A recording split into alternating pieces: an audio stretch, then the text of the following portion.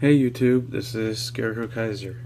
I am back today to do an updated deck profile on my Zodiac Time Beast Gear Chronicle. It hasn't changed like that much, I guess, since like last time I showed it. Realistically, there wasn't very much usable new cards to update it with, but this is my post Try 3 update, so I figured I'd show that to you guys. The deck is really fun.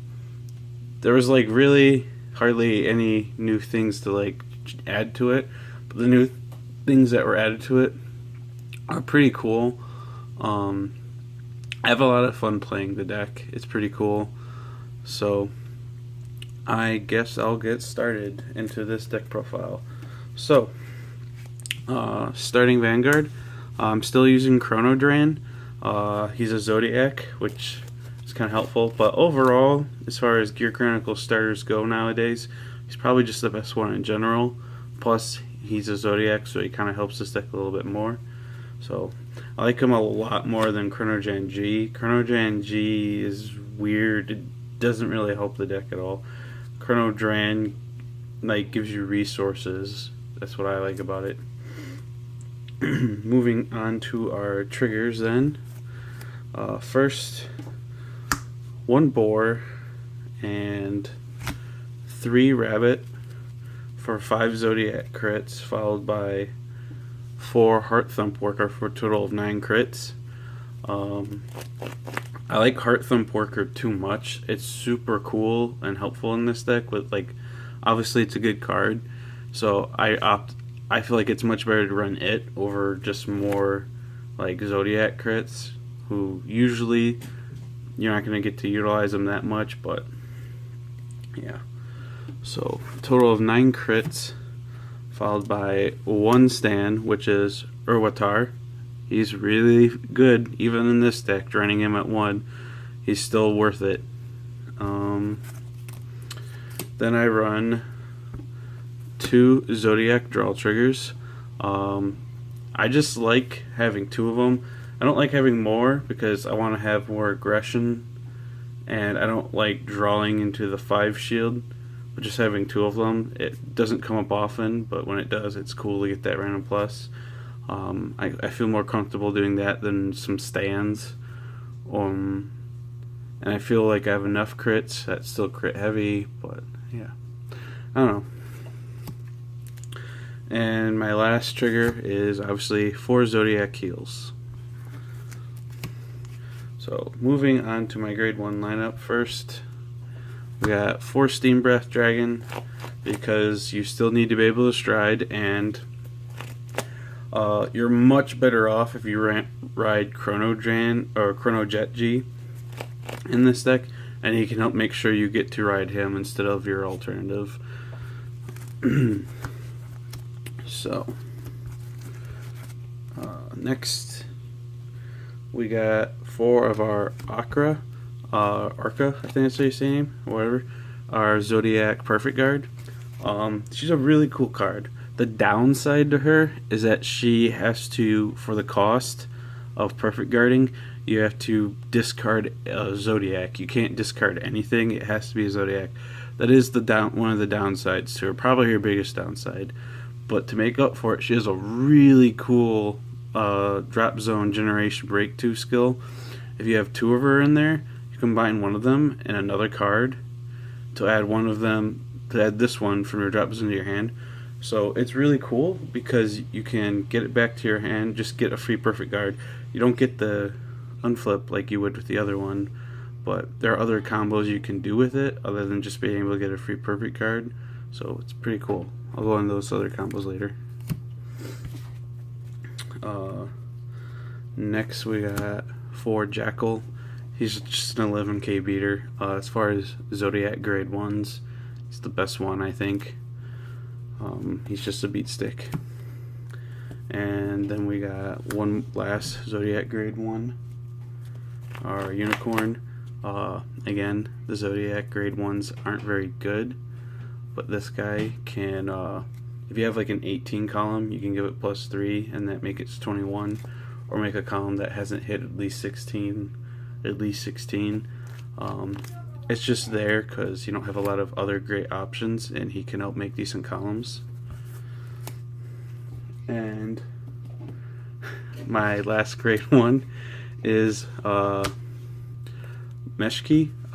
She is my target for when I stride and I time leap my Chronodran or my Orwatar.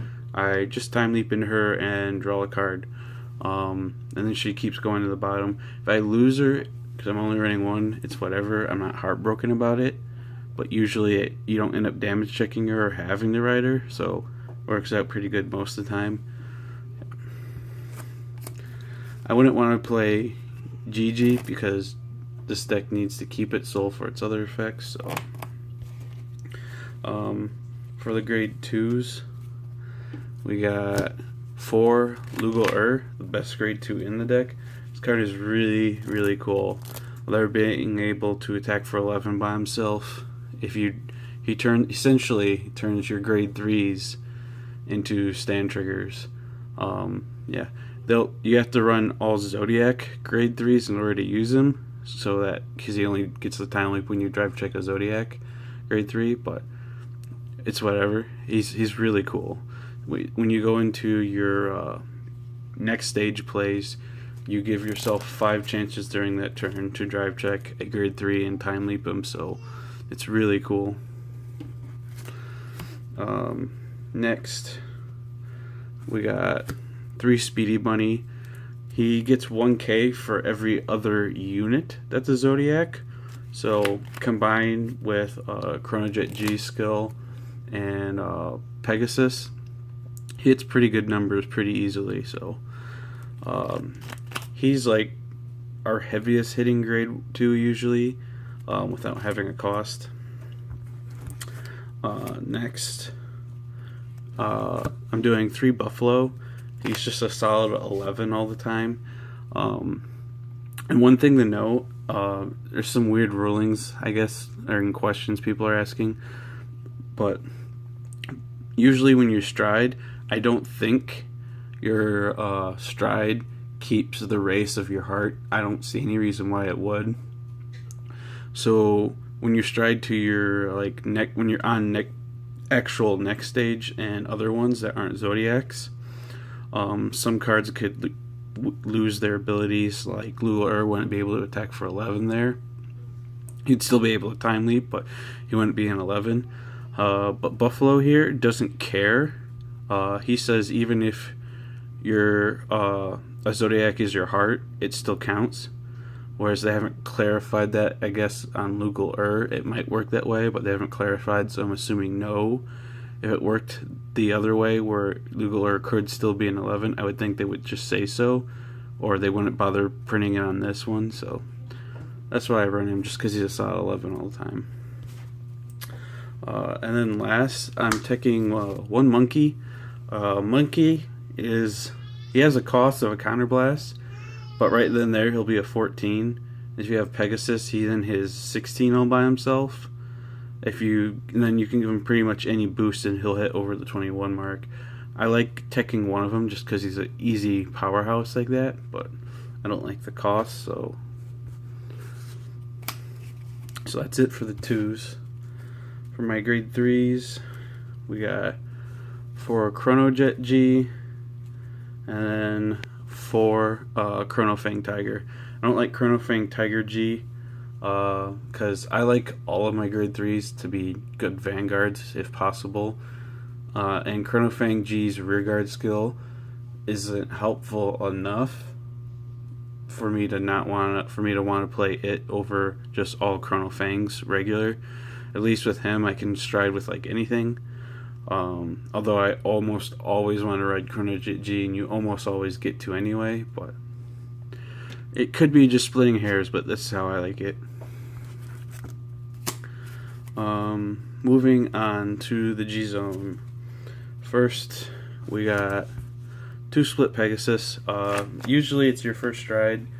It'll let you trigger your Chronojet G's on stride skill to time leap someone, and he adds a little bit more power for the rest of the game. Plus, There's the ability to split one card into two, and it's really cool if you have like a grade 3 in your hand, because not only for the cost will you be able to put the grade 3 back in the deck to make your Lugo Urs more likely to trigger, you can put my grade 3 back and get 2 Lugo Urs, which is your best grade 2. So it splits one card into two. You can put a grade 3 back to make it more likely to drive check one.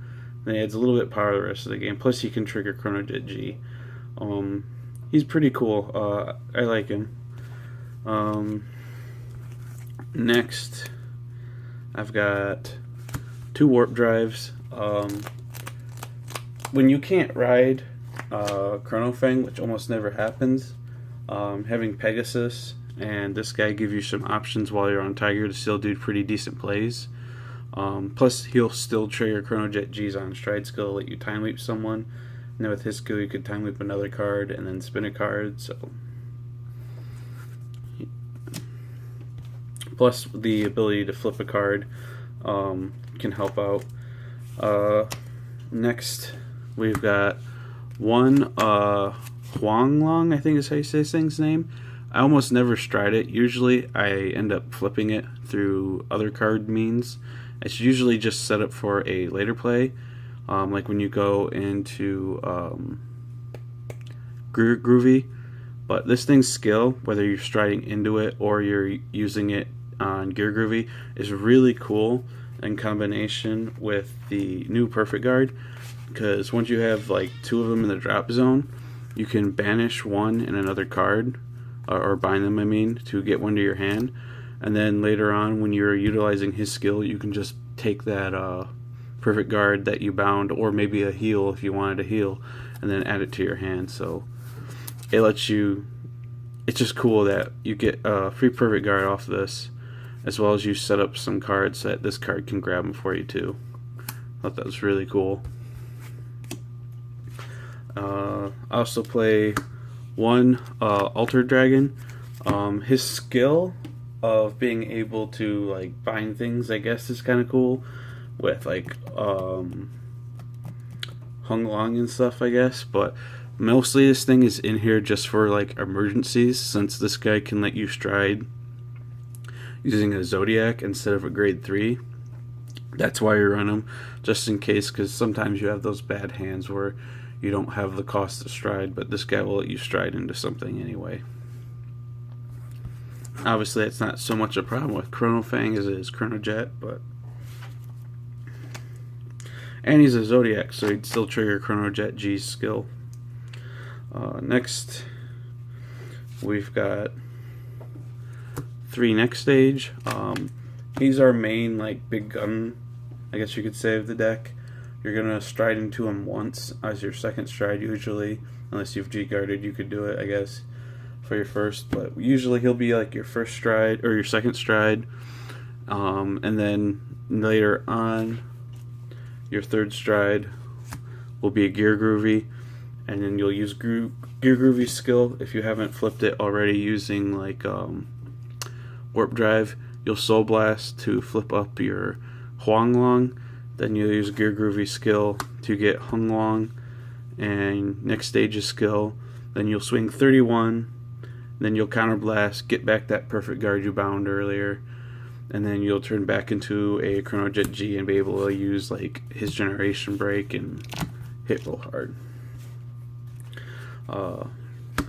Last G unit is one Sabreeze, because it's really good. You can, almost every Generation deck it's heavy on it should be playing this. I don't know why you wouldn't. And then for the G guards, we play one Uluru, run with Rafana. I like playing more than one. I just can't make room for it in this build. Whereas in my Chronojet Time Leap build, I like to play 2 of it. I just don't have the room in this. And then last 2 Heterohound Dragons, because it's like one of the best G guards in the game. It's freaking amazing. But yeah, that's it for this deck profile. Well, I appreciate like some of the new additions, like Altered Dragon, and this Perfect Guard is really cool. I was really disappointed that there weren't some better Zodiac time beasts. As far as like this deck taking over and being better than Time Leap eventually, we're gonna have to wait a while still. The Zodiac cards, they get a few nice things, but they're not getting enough to outpace regular Chrono Jets. But thank you for watching.